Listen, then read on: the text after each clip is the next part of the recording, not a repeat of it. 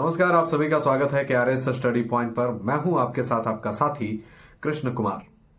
साथियों, आज झारखंड के युवाओं को उनका अपना भविष्य अंधकारमय नजर आ रहा है। झारखंड के युवा आज रो रहे हैं और सिर्फ एक कारण है, और वो है झारखंड के राजनेता। पता नहीं इनको क्या मिल जाता है झारखंड के छात्रों को परेशान करके।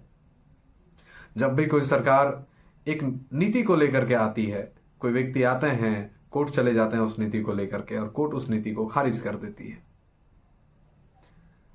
क्या हुआ? किसका नुकसान हुआ? अल्टीमेटली छात्रों का नुकसान हुआ। जो छात्र कई सालों से तैयारी कर रहे हैं उनका नुकसान हुआ। पता नहीं क्यों इतनी दुश्मनी है राजनेताओं की छात्रों से कि वे छात्रों की खुशी नहीं बर्दाश्त कर सकते। छात्रों की नौकरी कैसे हो सकती है, इस बात को वे हजम नहीं कर सकते। कई बार ऐसे भी मोमेंट आते हैं जहां पर छात्र आंसू बहाता है। सिर्फ वही नहीं, उसके मां बाप भी आंसू बहाते हैं। पर नहीं, राजनेता क्यों सुनेंगे भाई? उनको तो अपनी राजनीति से प्रेम है ना। अपनी राजनीतिक करियर बचाने के लिए छात्रों की करियर को खराब कर देते हैं। क्या कहा जाए, कोई सुनने वाला नहीं है साथियों। कोई किसी को आप कितना भी अपना दर्द समझा दीजिएगा, लोग समझेंगे नहीं। अब सरकार जो है नई नियोजन नीति के साथ में 60 और 40 का जो रेशियो है उसको लेकर के आ रही है, जिसमें यह स्पष्ट है कि 60% झारखंडियों के लिए और 40% आउटसाइडर के लिए। अब सवाल यह है साथियों कि कौन है आउटसाइडर और कौन है झारखंडी? कुछ पता ही नहीं चल पाता है। जब आप कहते हैं कि झारखंडियों के लिए 60% होगा, तो सवाल यह है कि क्या झारखंडी होने का कोई परिभाषा है? 20 सालों से रह रहा है वह भी झारखंडी है? कौन है झारखंडी? पता नहीं। इससे अल्टीमेटली छात्रों को ही नुकसान होगा। बाहरी लोग आएंगे, झारखंड के युवाओं को उनका हक नहीं मिल पाएगा। 2016 से पहले वाली नियोजन नीति जो 60-40 की अभी बात चल रही है, जो चर्चा में है, मुझे नहीं लगता कि वो उचित निर्णय है। उसकी रेशियो को या तो बढ़ाना चाहिए ताकि झारखंड के युवाओं को ज्यादा से ज्यादा फायदा पहुंच सके। अब एक न्यूज यह भी आ रहा है कि जो 27 फरवरी को कैबिनेट की मीटिंग होने वाली थी उसे स्थगित कर दिया गया है। कुछ छात्र अनुमान लगा रहे हैं कि शायद नियोजन नीति में कुछ संशोधन करना होगा, इसलिए जो है कि कैबिनेट की मीटिंग को स्थगित किया गया है। देखिए साथियों, इसका कोई ठोस जवाब तो नहीं है, लेकिन यह जरूरी नहीं है कि इसीलिए स्थगित किया गया होगा।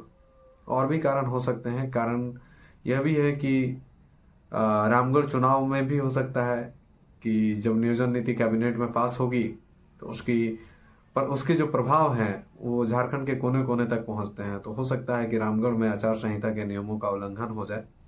इस कारण से भी जो है कि इसे स्थगित किया गया होगा। यह एक अनुमान लगा रहा हूं मैं, और सभी लोग अनुमान ही लगा रहे हैं। तो इसलिए कहा नहीं जा सकता है कि क्यों रोका गया इस कैबिनेट की मीटिंग को। हालांकि झारखंड की जो जनता है, झारखंड के जो युवा हैं, वो कहीं ना कहीं इससे काफी ज्यादा आस लगाए बैठे थे कि उनको कहीं ना कहीं खुशखबरी मिलेगी। लेकिन चलिए, क्या कर सकते हैं। जब झारखंड के शिक्षा मंत्री से पूछा जाता है कि सर, जो नई नियमावली लेकर के आप आ रहे हैं उससे छात्र जो हैं कि नाखुश हैं, वो आंदोलन करने की बात कर रहे हैं, तो उनका जवाब आता है कि यह जो नियमावली है, माफ कीजिएगा, यह जो नियोजन नीति है वो कहीं ना कहीं छात्रों से सर्वे कराने के बाद में ही लिया गया है। छात्र की मर्जी से ही इस नीति को लाया जा रहा है, तो वे क्यों करेंगे आंदोलन? कहते हैं कि अगर वे आंदोलन करते हैं तो आंदोलन करना उनके अधिकार में है। वे करें। सवाल यह है साथियों कि कब तक लड़ेंगे, आंदोलन ही करेंगे? खैर, परेशान नहीं होना है साथियों, लड़ाई से हमारी पुराने रिश्ते हैं। पहले पढ़ाई के लिए भूखे पेट से लड़े, कोचिंग की फीस देने के लिए गरीबी से लड़े, नियोजन नीति के लिए लड़े। जब नियोजन नीति आ जाएगी तो वैकेंसी के लिए लड़ेंगे, वैकेंसी आएगी तो एग्जाम लेने के लिए लड़ेंगे, एग्जाम लिया जाएगा तो रिजल्ट के लिए लड़ेंगे, और रिजल्ट अगर मिलेगा तो नियुक्ति के लिए लड़ेंगे। खैर, घबराना नहीं है साथियों, साथ मिलकर रहेंगे तो सरकार को हमारी बात माननी ही होगी और जैसा हम चाहेंगे वैसा ही करनी होगी। तो चलिए, आज के इस वीडियो में इतना ही।